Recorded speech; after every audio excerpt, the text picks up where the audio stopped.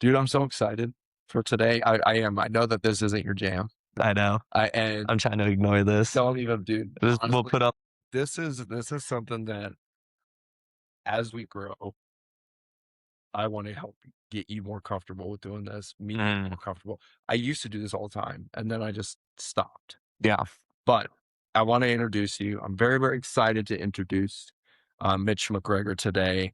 Um, I actually think your story is one of the more relatable stories to almost any other real estate agent that's doing real estate. Yeah. Um, I think it's a story of someone who, came into real estate, immediately became, somebody that I can do this, and then went through the trials and tribulations, the trials and trips, as they hmm say, of just what this business is.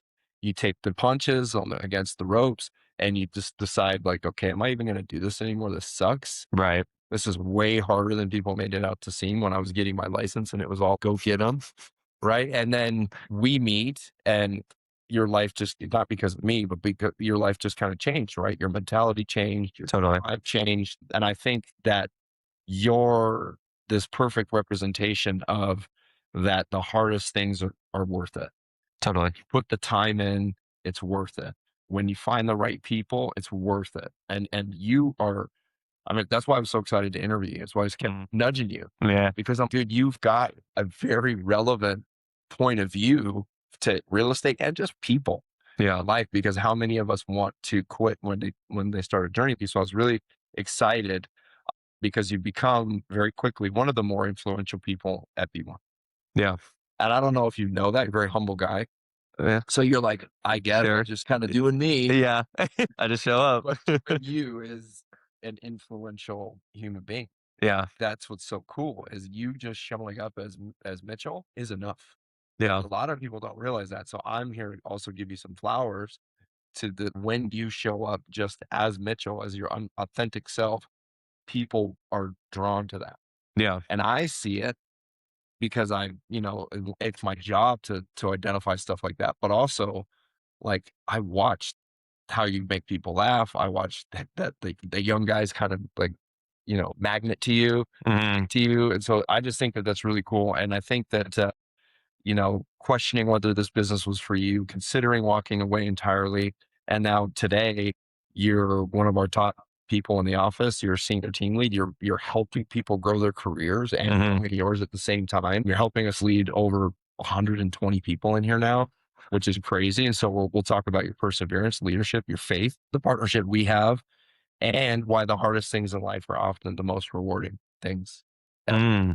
Mm. So before real estate, how old were you? Like, what were you doing before you got into real estate? Who were you? Post Got licensed. like post grad, literally. I And mean, out of school. yeah. I mean, uh, graduated college and then went over to Europe for a really long time because I was like, didn't You're want to. pretty big. So where did you go over there? We did like 14 different countries. What? It was insane. It was Proper backpacking? no, Okay. no, you know me.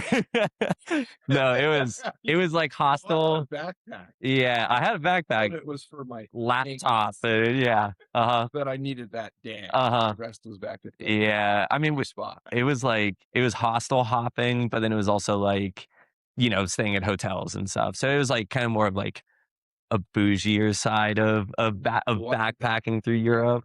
I did it with like my childhood best friend. That was Okay. my roommate in Italy when we studied abroad. So we were like, we got to go back and just do like one more little lap around before we had got to go back to You said reality. in Italy, what part? I was in Milan for like 6 months. Wow. Yeah. Did you learn Italian?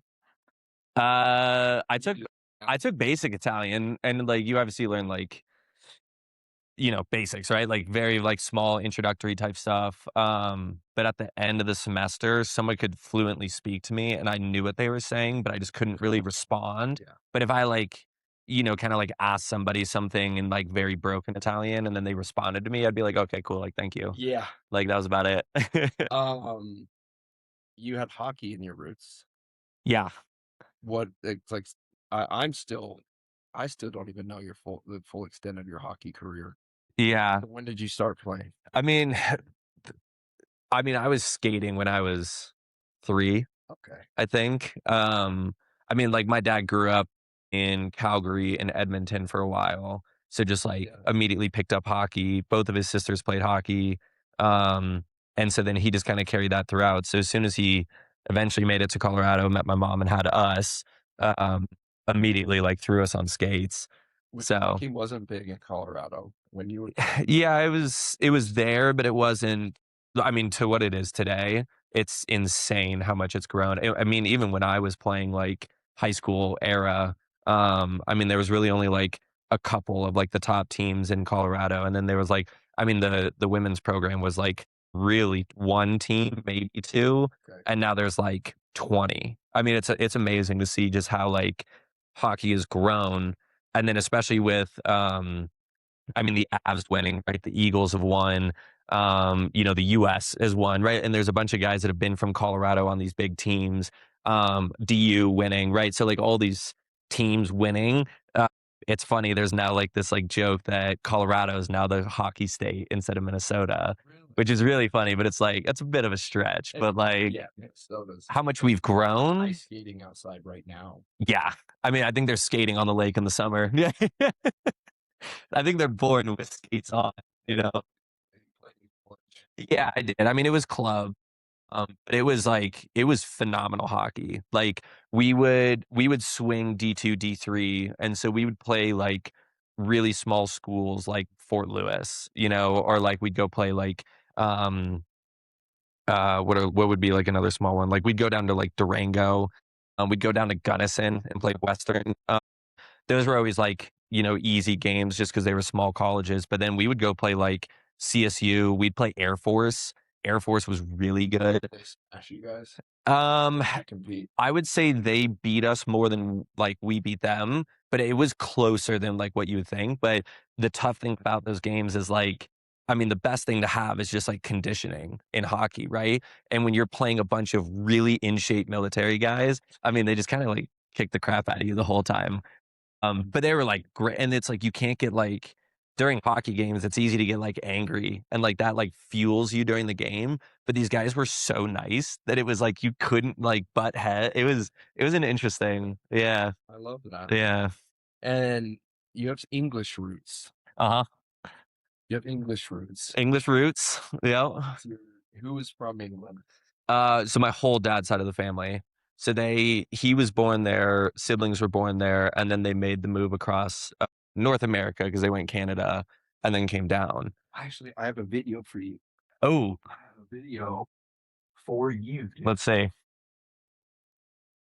I have a video for you. Oh, you want to? Oh, lovely. Oh, Oh, 1-1. wow, so it's a singer. He really singed that in there. Yeah. Alexis McAllister. Oh, and he almost Oh, almost goes up 2-1. Messi. And then Oh, now there's the loss.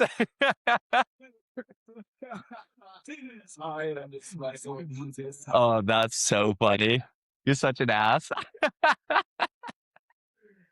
You know what's so funny about that is everybody, like, especially now, like, my family's from England, now dating a British chick, right? Like, everybody has been reaching out to me when England wins, and they're always just like, "It's not coming home. We get it. We get it." And the amount of texts I got yesterday being like, "Now it's definitely not coming home." I was like, actually, "Cool. Thanks." but like I loved watching England play. It's hard to not root for Messi, but I'm also Yeah. not on the Messi bandwagon. No. Like I love Messi's the GOAT, Mhm. right? But it's like the guy has proven time and time again that he is that guy. That's why yeah. And was it shocking or surprising to see him pull off like another buzzer beater in the No. World Cup? Mm. So it's cool to watch the history of the making of this guy putting people away like in the final minutes. Mhm. I mean, like 6 minutes left. Really sad because England played their ass off. Yeah. They did so well. Uh-huh. Kane was amazing. Like I just loved watching.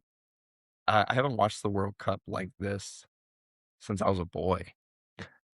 I don't know if I ever really have watched it until this year. Yeah. Yeah, which is kind of funny. I mean, like, I took a stab at soccer a little bit when I was younger, but like, I'd always get kicked out of games because it was just like my hockey brain would take over. Checking. Oh yeah, or like slide tackles. I was like, I'm gonna take this guy out. Like, Oh, oh hockey yeah, and soccer are very similar, like very beautiful games. they can be. Yeah, totally. Like just the way they set up the offense, defense, the way the puck moves, the way the ball moves, how Hmm. you go set up your offense, how you swing it around, Oh yeah. your defense, the midline for hockey is very similar with the midfield in soccer. Like Mm, the games are, and you even see basketball.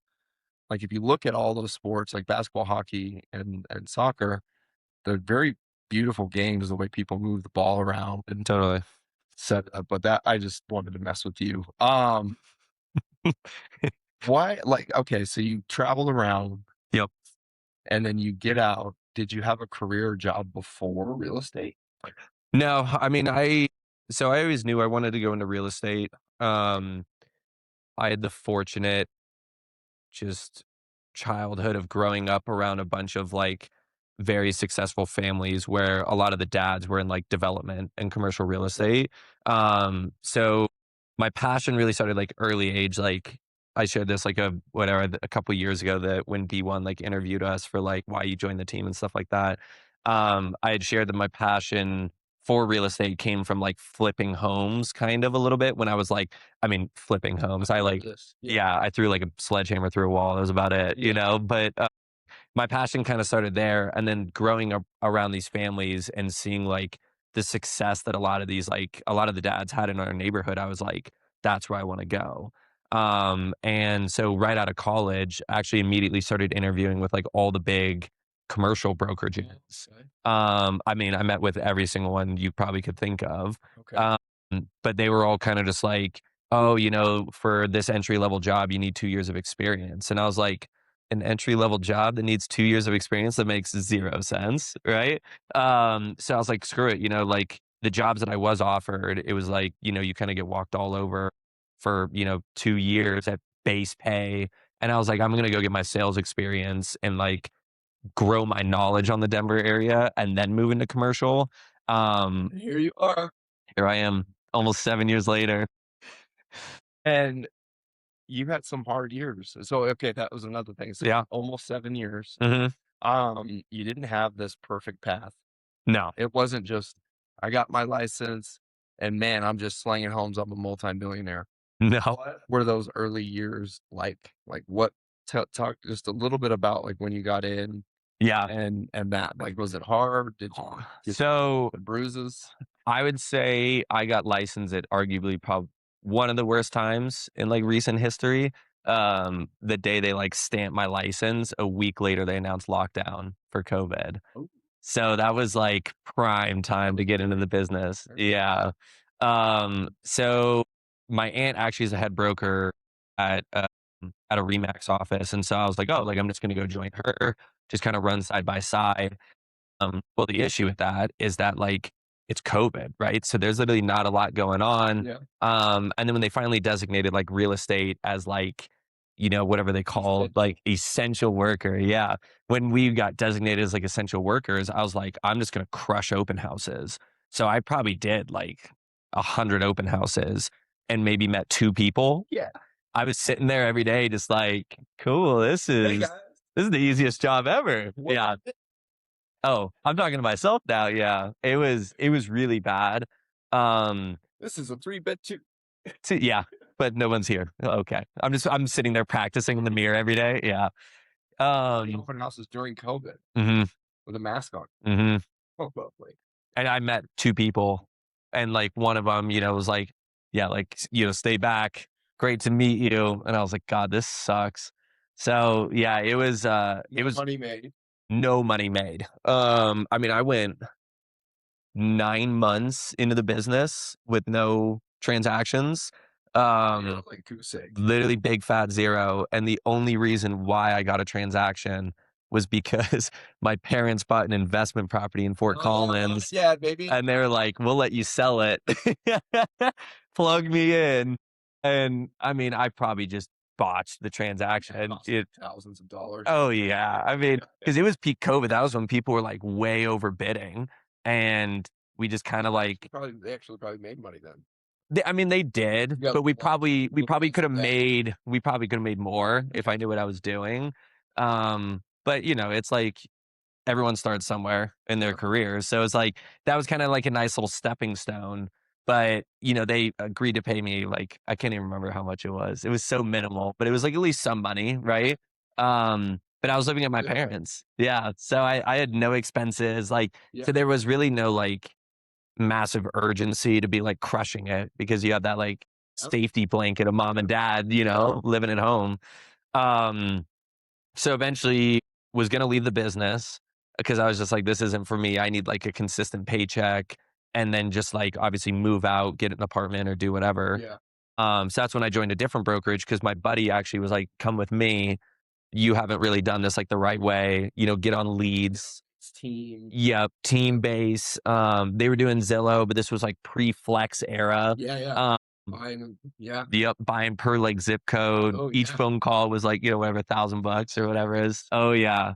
When especially when they call you and they're like, "Oh, hey, how much is the HOA?" And you're like, "Oh, it's 250. Thanks." And you're just like, Thousand. "Well, $1,000 down the drain." The dolls came with those many hairs. Uh-huh. Yeah. So I mean that was really rough. Um and then like I was a part of the like guinea pig process for Flex, Yeah. which was like a mess at the beginning. That was terrible. It was so bad. And then of course the market was so pissed because it like removed Zillow from a lot of these teams that have been running them for God knows how long. What a weird time. Very. People just getting letters like, "Hey, thank you for your millions of dollars. You are no longer our partner. Uh, like you're out, You're out. Gonzo. You're out." Yeah, like done. Yeah. Oh, It was it was a weird time. And then especially being like so new in the business, like there would be times where I would share with the listing agent that I was like, no, it's like a Zillow buyer. And they would like not accept our offers. It was crazy. People were hard cutting out like either the Zillow world, Zillow possible, like, buyers or sellers. Like it was a weird time. was there ever a time you genuinely thought, excuse me, that genuinely thought through this time period, like, I'm done. Every night, On the drive here. every single day.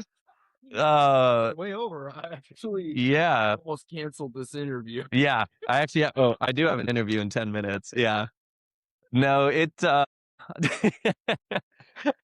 I don't, Truth to every joke, and it's so true. it's so true, but it's also like, I do truly love what I do. I mean, that's why like I've stayed in this for so long, right? Like I haven't gone back to wanting to do the commercial route just because I've had so much fun in this like Yeah. role and in just this industry in general. Um, but yeah, I mean, there's for sure times where you're sitting there just like, I can't do this. Right. I was literally thinking that 2 months ago, Yeah. talking to you and Gunner. I was Yeah. like, dude, I can't do this. Like, I was freaking out. I was in your office. Like, I mean, it was the longest time I'd gone without a transaction in like almost 3 years, which is Well, those are humbling times totally. because it doesn't matter. I've been through it. You've been through it. Gunner's been through it. Hmm. I think anyone, any top producer, anyone's gone through this weird like vortex or lull where all of a sudden you're like, this isn't for me anymore. I'm Mm, not finding the joy in people anymore. I'm not finding the joy in the deal anymore. I'm not finding the joy in offers and jumping up and running out to show the home. And I'm not excited. hmm, Like I'm annoyed. hmm, And when you get in that mindset, it's crippling because the people, you think you're being good in the right. presentation. You think that you're giving them like your best, but you're not because you're kind of checked out, whether it's just the industry, you're in a slump, Hmm, something, and it will mess you up. And then because you're slow, what do you have? Ton of time. hmm, So you're in the clouds thinking about things. You're talking to other people that are winning, hmm, start to resent their wins, hmm, no matter who you are. Then you talk to people that are losing, and you're like, "Get in here, we're losing." hmm. And These then, leads suck. yeah, then you're talking about, why you're losing, or you're pointing fingers at why you're losing, Hmm. and it's a very hard cycle to break. Totally. Do you think that that's why most people quit? Is they don't know they can't get out of that rut? Yeah. I mean, you can kind of just get stuck in that space very easily Forever. forever. Right. And then, I mean, the biggest thing too is like, I don't know, it's really challenging to continue to put yourself around people that are like succeeding. And especially when you're on a team with 120 agents, when you're around and you hear all these successes and all that stuff, it does get to you, right? And it's a tough space to sit in to know that like, oh, this person's being celebrated, this person's being celebrated, and you're like, I can't even get a second showing right now. Yeah. Right? Like I'd say that's the toughest piece. And it's just like, it's such a mental game in this industry that you just have to stay like so mentally tough to know that like it's going to ebb and flow. It's going to get better, right? Like you're going to bounce up and down. Like even, our top guys do all the time. Um, but it's just really saying like just mentally tough through it and just like continue the grind and then just really not sitting in that like kind of negative space and surrounding yourself with the negative like talk all the How do time. you get out of it? Like, do you think that there's a formula to get out of it? Because I think whether it's podcasters or like influencers or just wildly successful business people, they always talk about mindset and everything. And it's like, that's such a vague, Mhm. positive mindset, man. You need to put yourself around positive people, but then you are alone in your mind 99.9% of the time. Mhm. So do you think that, like, what was it that shot you back out of the cannon? Was it just a couple yeses? Was it some soul searching? Some friends? Yeah, I mean, It leads, a couple yeses, and combination of all of it? Like, yeah, I mean, they all can play a factor easily. Um, I mean, yeah, mindset's a little tough because it's like, right, when you do get in those headspace,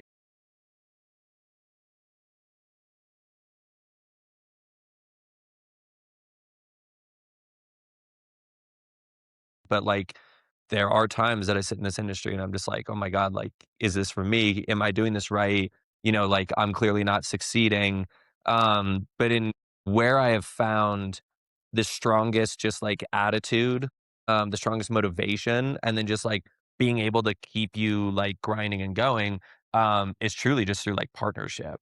And, I mean, like, we've talked about it so much, that, like, the whole reason that I think I really took that extra step in my business was partnering, right, with other agents. And like, it's such a just solo, silent, lone wolf type industry that like, if you really step back from that team mentality or like partnerships or whatever, it gets so, so quiet and you're all on your own. And like, so I just like really encourage people that it's like when you're in a lull, like go partner with an agent on the team that's doing well so that you can be around that success. And then you can also like collaborate with these people that maybe it kind of pulls, either golden nugget of what they're doing well, or maybe it just pulls you out of that mindset of like, you know what, I do see the success.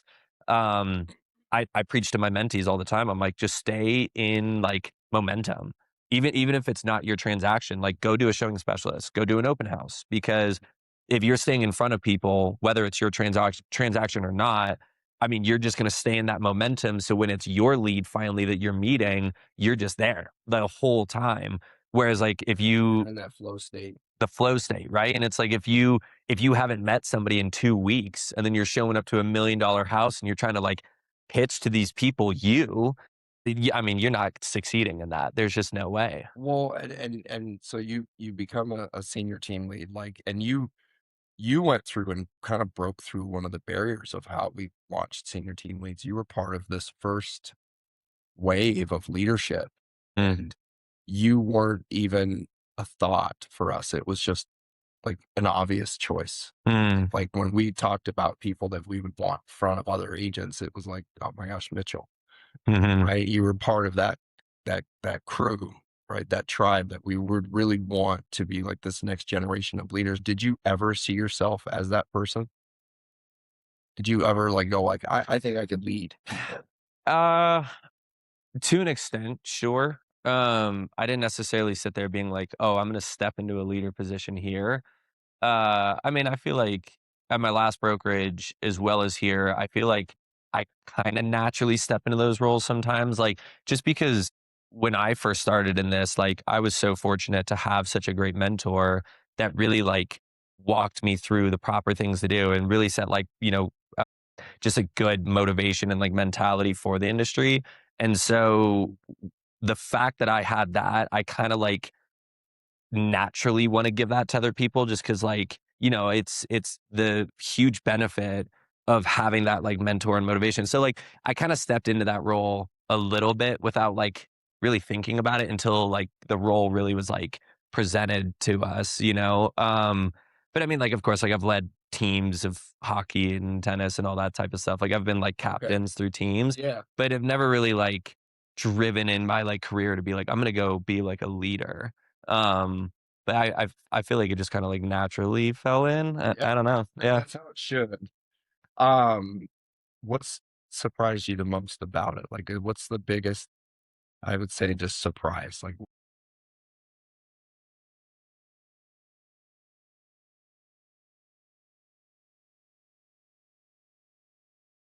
Yeah. Leading people in real estate is like significantly different than leading somebody in like sports. That has been a big learning curve for me personally. Like I can fully admit that that's been a big learning curve because in real estate, you get all different types of people that are in this industry trying to make, you know, a career out of this. And where sports, like it, you can just take the, you know, stay like the stance of like, I'm just going to be loud. I'm going to be in your face. I'm going to be pushing you because you kind of have that mentality being on that team. And that's just like, I mean, like all my hockey coaches were military. Like, so I just had that mentality that it's just like, you just get it done. Like, and that's it. Like, you just do it or like you're out kind of. And so stepping into the leader role, it was definitely a bit of a learning curve to be like, hey, like, let me sit down with different types of personalities. Like, if this is your learning way, like, let me adapt this way for you, or, you know, whatever that may be. And so it's been a learning curve, but it's been like a very positive one because it's really made me like look deeper into myself even for like how do I adapt to these like situations? How can I help this specific person? And like I've just found like so much joy in it. And two, like the other thing, like it's so much different because like I'm training these people and helping these people to grow like their lives and their families yes. and all that type of stuff. Yeah. And it's really cool to see like that growth in somebody and then to know that like, you know, you're kind of directly affecting that person's life, right? I mean, sports is just kind of like, you know, you do better on the team and whatever. You know, it's like it wasn't there wasn't really this Yeah. huge like success. Fast enough or you're not. You're either Yeah. strong enough or you're not. You can try to get faster this year or try to get stronger this year. Mhm. Keep going. Yeah. It's very more the sports and athletics side is very cutthroat. Very. Like Mhm. you're off, Mhm. you're done. And this is one of those where you have to nurture. It's like a Totally. child. Mhm. Like it's okay. You spilled again. Yeah. All right. Come on. Totally. It's so cool. And you've grown. I wanted to touch on this. And so I know, through our men's group and through different things, like you definitely grown in your faith as well. So Mhm. we've met. Totally. Why? Has that impacted the way you lead? I mean, for sure. Yeah. Uh, I feel like just faith in general gives you just a different perspective on people as a whole. Like, no matter who you are, no matter what it is, like the amount of grace I feel like that is kind of really like been like real the amount of grace that has come into my life, the amount of joy that has come into my life just with faith in general, it has truly just like directly impacted everything else in my life. Like whether that be with work or social life or like whatever that is. It's just really cool. And I think we have something so special here to where we have so many guys on the team that are like very involved in their faith and then like, you know, doing our men's group and stuff like that. I mean, I find it just like so positive to be around like-minded people, you know, and that just in turn, you know, whether, you know, someone's in touch with their faith or not, I just feel that like I can connect with those people better and like all this stuff because it's just like the amount of like acceptance and love and grace that I have for people through my faith has really just like, you know, like I said, it grows your like the joy in life so much. I love that. I Yeah. love that a lot. Let's just say if you could sit down with the version of yourself that was about to quit, Mhm.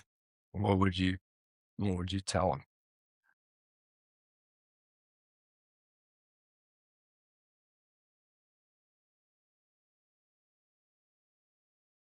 I mean, really just like prior to, you know, the past couple of years with like my faith and stuff like this, like I think the biggest step in this industry is like faith. Like religious aside, right? Like stepping forth in faith in you, like confidence in you. And it's like when you're truly sitting there like wanting to quit, or you have that like mentality that is just not for you, I mean, if you really want to bet on yourself, I would just tell myself that, like, if you're all in on yourself and believe in yourself, like, take that extra step forward. Like, I think when you were wanting to quit, it's kind of you giving up on yourself. I don't think it's really you giving up on the industry or the job you're in. Yeah. And so, yeah, just take that extra step in believing in yourself and go all in on yourself. And I guarantee you it turns around. Whether you win or lose, right? You're going to learn and grow. Totally. I love that. Yeah. I mean, I don't think there's really losing, in my opinion. I think there's winning and then there's learning. Yeah. Like, Love and that. which is a tough mindset to get into, but when you can truly step back and like Listen, understand, craps table. You can lose. you can lose. Yeah. Oh, we've all been there. Oh, wow. Like, back to the ATM again. Maybe I shouldn't play craps. See, there you go. You might have lost some money, but mentality change. Yeah. I get it. I get it. I'm gonna rapid fire some questions at you. Okay. Coffee or energy drink? I don't think I see you drink either. Neither. I have way too much energy to consume caffeine. It's interesting because as I was drinking this, I was gonna offer you one, and I'm like, I've actually never seen you drink caffeine. Yeah. If I started drinking caffeine, you guys would know. I'd come in crawling on the ceiling. You Like, well, no. Yeah. that's cool. I wish I had that. Yeah. Quite the opposite for me. I don't know what it is. I mean, it's just like, obviously I'm very fortunate, but it's like, when I tell people that, they're always like, "Oh, you're better than me." And I'm like, "No, I just have way too much natural energy." I'm sick. Yeah. I'm high on life. Yeah. It's already in here. All right. Favorite hockey team? Abs. Avalanche. No question. Favorite book? See, I don't read a ton. Okay. So if I'm gonna have to pick a favorite book, Great. well, if I'm gonna pick a favorite book, we're going the Bible. Okay. I like that. Uh, you have a favorite podcast that you listen to or watch? Um, yeah, I'll give two answers. One is called Becoming Something. I think it's a phenomenal podcast. It's like a pastor down in Texas, and it's like him and these like two young like co-hosts.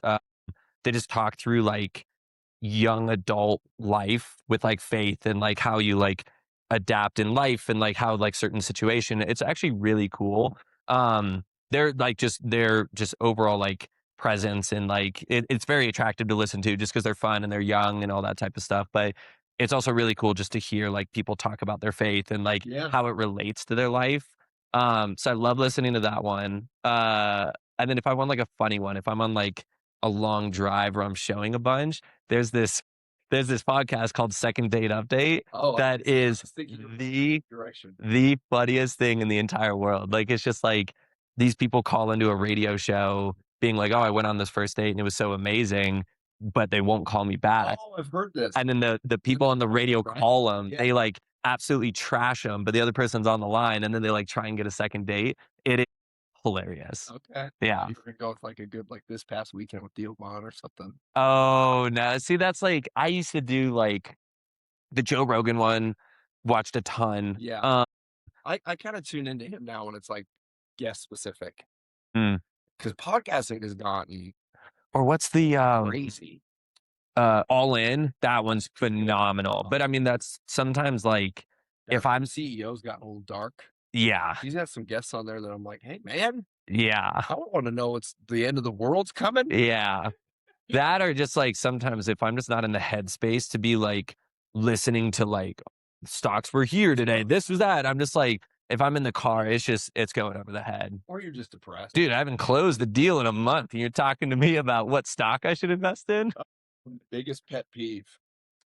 I gotta say, biggest pet peeve is probably like people with bad manners. Ooh. Like Like when you hold the door open for someone and they don't say walk thank in. you.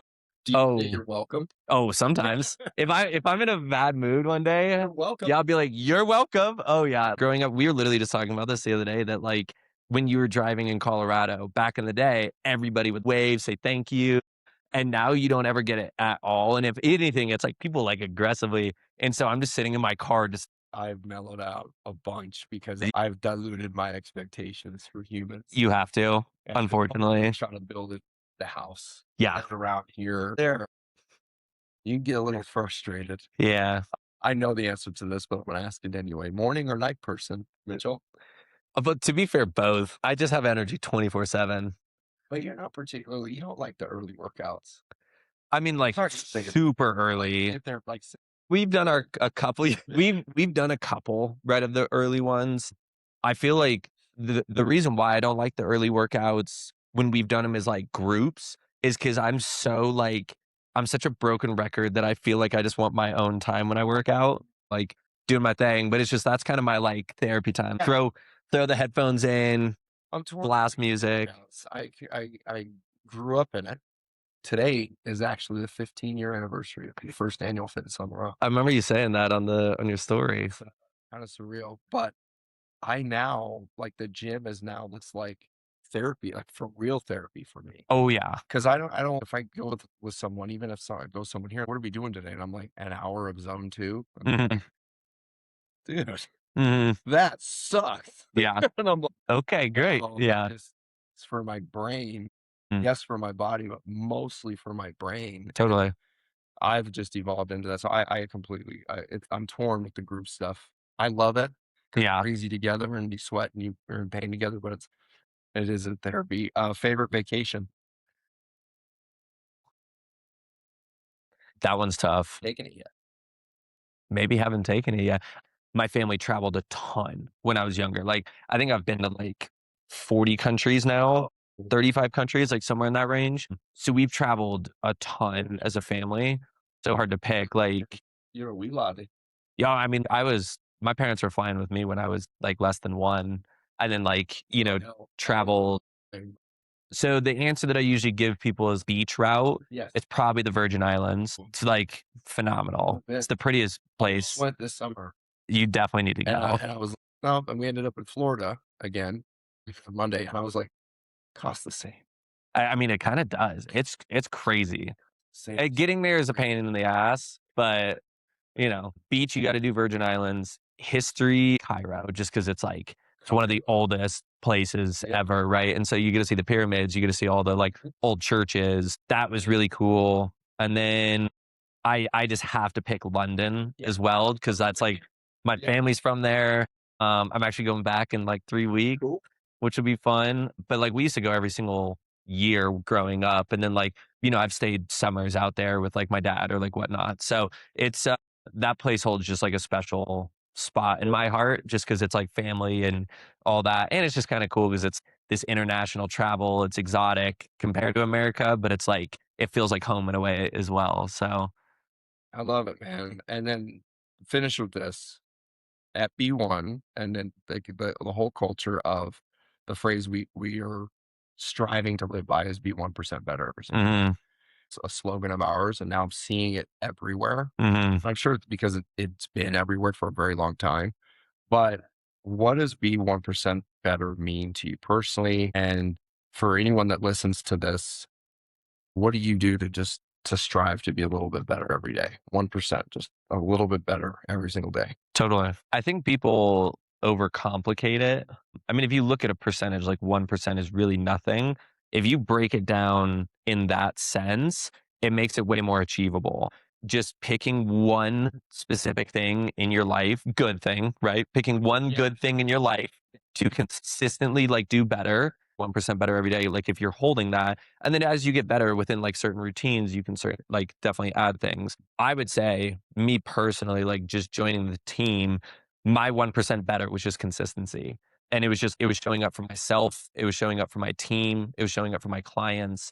That truly just being in the business, being in the office, being present with myself, even truly just grew me that 1% better every day. And, like, as I continue that path, I've now implemented, like, certain other things into my life to, like, just slowly get better at, oh, I got to change everything tomorrow. And I mean, that's kind of what I messed up on this year, right? Like, I was like, I had such a great year last year. And then I was like, I'm going to reinvent the wheel. Yeah. And then it just kind of folded, right? But it's like where the advice you gave me, right? Which was so phenomenal that, like, I'm getting back to is, like, do what I was doing, just grow it that 1% better, just Yeah. be one step above and just keep consistency, keep it going.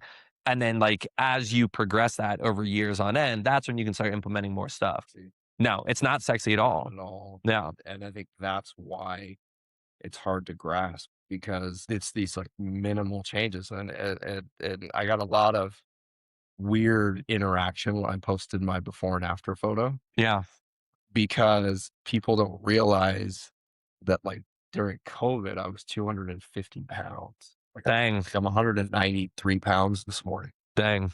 So, but I went through these Mhm. of health and now because of like GLP-1s and peptides and all this stuff, I post this photo and Mhm. everyone's like, "Hey, What are you taking? what's going on? Huh? What are you sticking here?"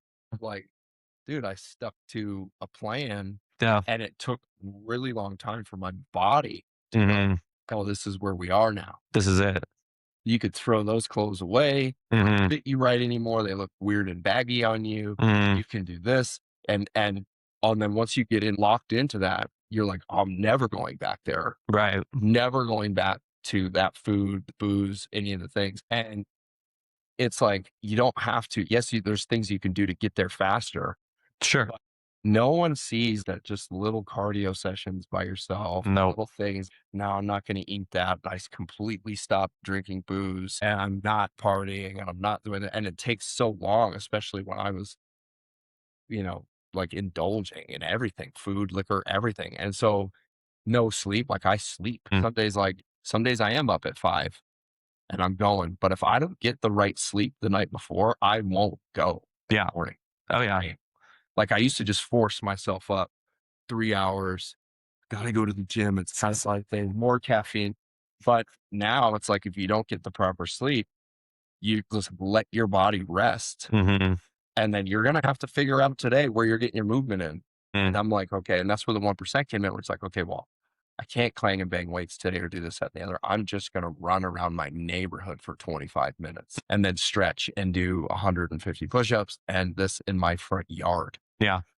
And I had to be okay with not going to the gym and hitting bench and pull-ups and all this stuff I Mhm. thought you had to have. Right. And then all of a sudden it's like, no. But yesterday I did. I got 2 miles in, zone Mhm. 2. I eat clean and I got my some strength, nothing much. And then I was rested. And then tomorrow I went in. It's like, but 3, 4 years of that. And then you're finally like, oh, now you're just in flow with you Mhm. missed your morning. You've got your afternoon little thing that you've done because you're getting your rest, etc. Yeah, I mean, it's crazy. I want to thank you for today, dude. Yeah. I think that you've put an enormous amount of time into this. I'm excited for you. I'm excited to do more of these. Yeah. You see, Maybe. it was fine. It was fine, dude. You're a natural, dude. It's 'cause you just gotta, like, block it out. Is Get it you're a out of here. natural. You're a natural. I Thank you appreciate so you. much, brother. Yeah, Thank of you course. so much, Of dude. course.